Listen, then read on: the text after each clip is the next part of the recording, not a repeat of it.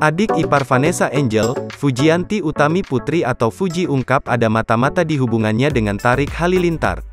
Baru-baru ini Fuji terlihat tak tahan menahan rindu dengan kekasihnya, nekat menyusul ke Singapura. Fuji yang hanya ditemani oleh salah satu kameramennya meminta izin ke Faisal. Ia mengaku pasrah jika seandainya tak diizinkan pergi oleh ayahnya itu.